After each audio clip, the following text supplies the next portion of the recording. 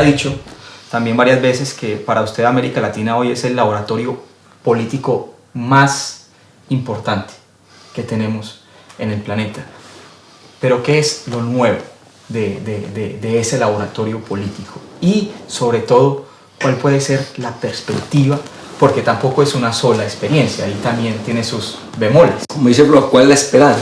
Habiendo planteado ese horizonte histórico, metodológico, ontológico, ético, había que construir una política. Y la política se construía primero conociendo muy bien los grandes teóricos políticos actuales, que sería un Badiou en Francia, un Agamben en Italia, un Carl Schmitt en Estados Unidos, un Rawls o quien fuere en Estados Unidos, en Alemania, dije Carl Schmitt. Es decir, nos hicimos cargo de lo mejor del pensamiento filosófico político. Pero al mismo tiempo estaban aconteciendo grandes experiencias en América Latina, que para mí son las 6 revoluciones que comentaba hoy en la revolución cubana, la revolución del Frente Popular o Unido con Allende en Chile, la revolución sandinista que remueve la teoría marxista tradicional, los zapatistas, pero sobre todo cuando llega en 1999 la revolución bolivariana en Venezuela. Y ahí empieza una nueva concepción de la política, porque llegan al poder de una manera realmente novedosa. Lo primero, reformando la Constitución. Nunca había pasado.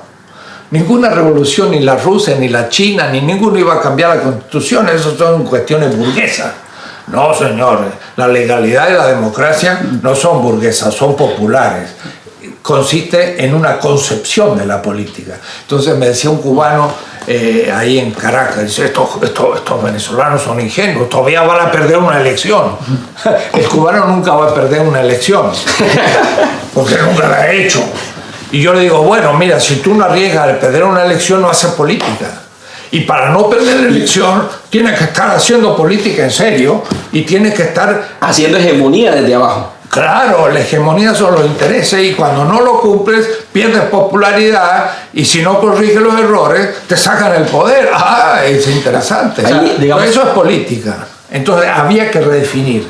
Pero las expresiones teóricas del zapatismo, los que mandan obedeciendo. La expresión teórica de Evo Morales, yo ejerzo un poder obedencial, me dijo, hay un nuevo concepto del poder. Esto es anterior a Hobbes. Entonces, en mi filosofía política, yo reconstruyo el pensamiento moderno político y no le concedo a la modernidad nada.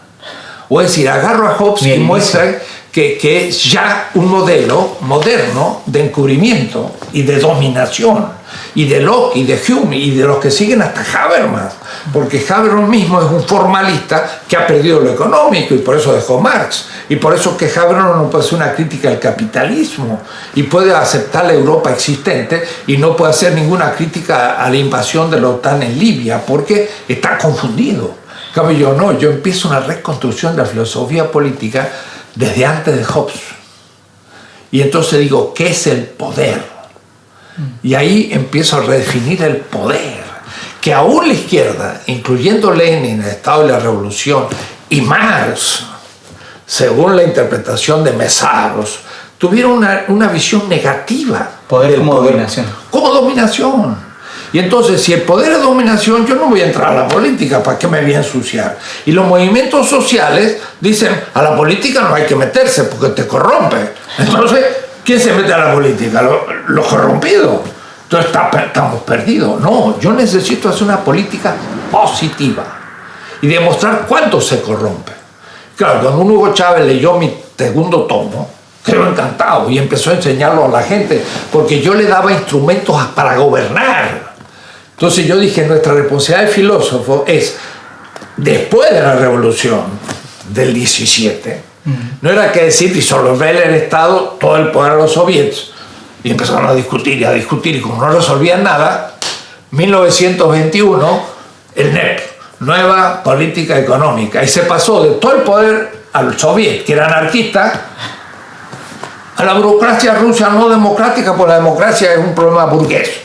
Y es una dictadura. Y eso no puede aceptarse. Eso es contra la dignidad del obrero que nunca gobernó en ningún país socialista, porque gobernó una burocracia del Comité Central. Eso es el socialismo real. ¿Cómo se supera eso? Hay que replantear todo, y eso es mi política. Mi política es una política que redefine el poder positivamente y que muestra cuándo se fetichiza. Y casi siempre se fetichiza en la burocratización, pero entonces la burocratización es el problema y no el poder. Entonces me enfrento a Negri, me enfrento a Holloway y a muchos pensadores de la izquierda que son cuasi anarquistas, que no le sirve ni a Hugo Morales, ni a Correa, ni a Lula, ni a nadie, porque hacen la crítica al Estado. Bueno, muy bien, criticamos el Estado. Ahora tú eres presidente, gobierna. No, yo disuelvo el Estado. Está loco. Pero, por ejemplo, el FMLN en El Salvador, ¿no? Me sorprendió su consigna, ¿no? Luchar contra el sistema dentro del sistema, pero para cambiar el sistema. Eso es novedoso. Sí, pero aún podría formularse de otra manera. Luchar contra el sistema para hacer un nuevo sistema. Porque si te metes dentro y lo quieres reformar, eres reformista. Pero si tomas el poder y empiezas de nuevo, y ahí la nueva constitución, entonces no te metes dentro, sino que ya tienes supuestos distintos. Eso es el problema de Ernesto Laclau. Dice, hay que tomar el liberalismo y modificarlo. Yo le dije, no. Nada. Yo no le acepto al liberalismo ni el primer paso. Es decir, dicen, somos individuos. Te da la mano y te lleva. Uno que lucha contra el otro y después hace un contrato. No, nunca hemos sido individuos, siempre hemos sido comunidad. Además, el contrato siempre lo tenemos detrás porque toda comunidad humana tuvo instituciones siempre. Hasta los primates tienen la institución del macho dominante. Así que nunca ha habido un grupo humano sin contrato. Entonces no le acepta el liberalismo ni la primera palabra. Y la democracia no es de ustedes, la inventaron los egipcios y los griegos y nosotros la vamos a rehacer en serio. La democracia parte de la democracia participativa, pero no niego la representativa, la vamos a articular de una nueva manera y eso nunca se ha dicho.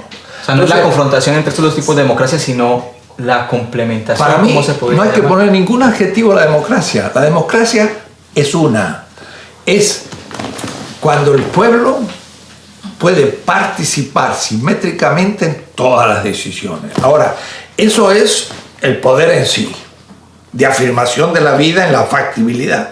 Por eso que mi primera definición de las 20 tesis, que es poder, ahí está todo.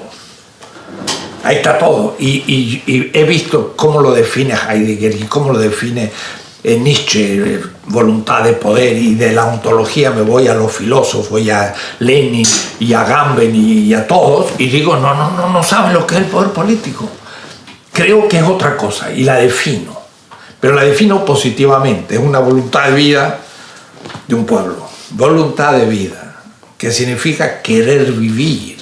Pero vivir es querer comer, querer tener agua, querer tener cultura propia y hasta tener los propios dioses. Si creen los dioses, tienes derecho a tener tus dioses. No tengo yo por qué negártelos si no te demuestro que no existen. Es decir, querer vivir. Pero segundo, coincidir consensualmente en todas las decisiones. Pero un poco en la dirección de lo que pregunta Diego. Podríamos decir que lo nuevo que estamos viviendo es como un poco como decía Foucault también, o sea, la suma alquímica de diversidades construyendo una nueva concepción de poder. Sí, pero es previo a Foucault y mucho más que Foucault, porque Foucault también entiende el poder de manera muy interesante, compleja, pero yo voy a algo previo. El único sujeto, la única sede del poder es la comunidad política. El único. Todas las instituciones son ejercicio delegado. El Estado, el presidente, el Parlamento es ejercicio delegado. El pueblo es el único sujeto. Entonces, primero el poder en sí, diríamos con Heidegger, Ansicht, que es indeterminado y inexistente, como el trabajo en sí de Marx. Pues si yo lo que tomo es, Marx dijo, hay que hacer la crítica de todas las categorías del sistema de la economía política burguesa. Ese es un texto de 1861 que los marxistas no conocen. Pero él lo que hizo es la crítica de todas las categorías de la economía política burguesa en el Capital, que es un marco teórico. Entonces, yo digo, hay que hacer la crítica de todas las categorías del sistema de la filosofía política burguesa, de Hobbes a Habermas. Pero entonces estaríamos más vale con un Gramsci, un poco en la idea de hegemonía. Gramsci es el único casi que queda en pie. Gramsci vio casi todos los temas y yo lo cito continuamente. Gramsci es el único que pensó la política marxista. Los demás pensaron la económica pero no la política, y por eso es que la política es un campo y la economía es otro, y hay que distinguirlo, pero después hay que cruzarlo. Entonces hay una determinación económica de la política y una determinación política de la económica, y eso va a ser otro tomo, ¿no? Ahora voy a publicar 20 tesis de economía política y después voy a hacer 20 tesis de la historia latinoamericana, donde voy a cruzar la de mutua determinación. Todo esto metodológicamente está confundido, porque se pensó que el nivel económico era ya la esencia de todo. Y no, se despreció la política en el marxismo. Y en Marx mismo, dice Mesaro, no digo yo, Marx tenía de la política una visión negativa. Y por eso que cree que hay disolución del Estado y fin de la política cuando empieza después de la revolución. Y entonces, ¿qué hay después de la política? La administración y el socialismo real. Y ese problema no fue Stalin, yo creía. Dije, no, es Lenin, no fue Lenin, fue Marx mismo. Y ahí tengo ahora un artículo fuerte, que digo, Marx tuvo una afición negativa de la política. Y nosotros tenemos que hacer la política que Marx no hizo con el método que él hizo a la economía. Y eso es lo que yo hago. Hago la política que Marx no hizo, pero mundialmente, no eurocéntrica. Así que, y eso es completamente original, porque estamos pensando qué es lo que dice Evo Morales y qué es lo que dice Hugo Chávez y lo que está pasando en nuestra revolución. Yo no podría haber escrito mi política en el año 2000. Y ahí hay otro punto, profesor. Porque las revoluciones estas me están dando los materiales para hacerlo. En esa nueva política, ¿cuál sería el sujeto determinante? Es el pueblo. Y ese concepto, que es el más ambiguo posible, exactamente, es sin embargo el que he perseguido 40 años. Y hay tesis de mis compañeros que dijeron eso es populismo y está en contra del marxismo. Y dije, no, mira, la teoría de las clases funciona, pero la categoría de pueblo es distinta. Porque es irreductible. Es más compleja, pero es definible. Y por ejemplo, Ernesto Laclau, en su libro La razón populista, que es de 4 años hace, ya avanzó muchísimo. Pero yo también, en mi lado, y Boaventura también. Es decir, ahí viene un sujeto fuerte que no es la comunidad política, sino son, decía Gramsci, pueblo es el bloque social de los oprimidos. El bloque histórico. No el bloque histórico en el poder. Ahora, bloque dijo, y no dijo clase, porque es, dice Fidel Castro, el pueblo es, cuando de lucha se trata, en un texto fantástico de Fidel Castro, dice los 400.000 desocupados. Eso no son clases, porque son clases potenciales, pero luego los 300.000 obreros, ¿de acuerdo? Los campesinos, pero después los pequeños burgueses que se juntan, las amas de casa, y mete ahí dentro del pueblo muchísimos grupos que construyen un bloque. Que rompe el esquema de clase. Por una parte. Y por otra parte, cada uno tiene intereses contradictorios, pero cuando logra unirse, eso es la hegemonía. Eso. La hegemonía es un proyecto, el único proyecto que la política puede formular, porque un proyecto unánime es imposible. Pero lo que más se aproxima a la unanimidad es lo hegemónico, sobre todo los oprimidos. Y cuando hay una coyuntura histórica donde los movimientos sociales y la población logra tener un proyecto hegemónico, aparece el pueblo como un bloque que transforma la historia, pero se disuelve después y entran nuevas contradicciones. Y por eso las contradicciones en el seno del pueblo. Wow. Por eso la tarea. Y algunos que eran parte del bloque se transforman en los dominadores del nuevo sistema. Y eso, en la primera emancipación, los criollos hegemonizaron un proyecto de los esclavos, de los indígenas, de los pobres españoles, todos dijimos libertad. Pero ahí volvemos al problema de dónde está la sede del poder, las instituciones, la burocracia o... No, la sede es de la comunidad política y en concreto, históricamente, el pueblo, que no es toda la comunidad política, sino los que se hacen actores del cambio de la historia. Y hay antipueblo, son los que cambian la historia. Entonces es la transformación histórica, está en un agente colectivo que llamo pueblo, que se disuelve posteriormente y entra en nueva contradicción. Sí, se disuelve, pero como dice Bloch, deja camino para seguir construyendo el horizonte de la esperanza. Por supuesto, y a su vez muchas veces el último horizonte es mítico, y por eso Bloch tiene razón. Y no es de progreso en el sentido cuantitativo, y ahí entra todo esto, ¿no? Pero es el pueblo, y entonces eso... Populista, no, yo tengo un artículo, 6 tesis sobre el pueblo y populismo. ¿Cuál es la diferencia? Una cosa es pueblo y otra cosa es populismo. Justamente el populismo es llamarle pueblo a toda la nación, incluyendo a los dominadores, al bloque histórico en el poder. Y cuando una todo, eso es el peronismo, que es populista. Cuando no les gusta a los ejes dominantes, entonces es populismo. Claro, bueno, pero eso es ya la conclusión, pero con precisión filosófica y sociológica, yo creo que hemos logrado. Entonces, son los movimientos sociales que cada uno tiene intereses distintos, los feministas, las mujeres, el otro, las ecologistas. razas, pero poco a poco, por el diálogo y la traducción, Boaventura de Sousa, empiezan a decir, yo soy feminista y tú ves el problema de la raza. Pero las mujeres de color son las peor tratadas. Entonces la feminista dice, el problema del racismo me interesa. Y el otro dice, y son las peor pagadas. Y hay vasos las mujeres proletarias son las peores. Y el otro dice, bueno, yo he hablado de los proletarios, pero es verdad que las mujeres son las peores. Y poco a poco, por la traducción y el diálogo, empezamos a tener un proyecto homogéneo. Y se nos creció el sujeto. Y se nos crece el sujeto. Claro, y entonces ya no son clases, ni grupos sociales, ni excluidos de las clases como las etnias, sino que es el bloque social de los oprimidos. Y hay Gramsci. Y entonces mira cómo dice Gramsci, una clase dirigente cuando está apoyado en el consenso, porque tiene hegemonía.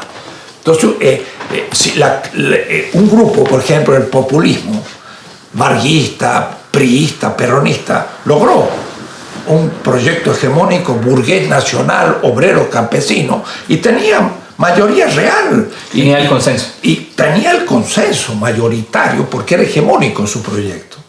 Ahora dice, cuando se pierde el consenso, a veces el disenso.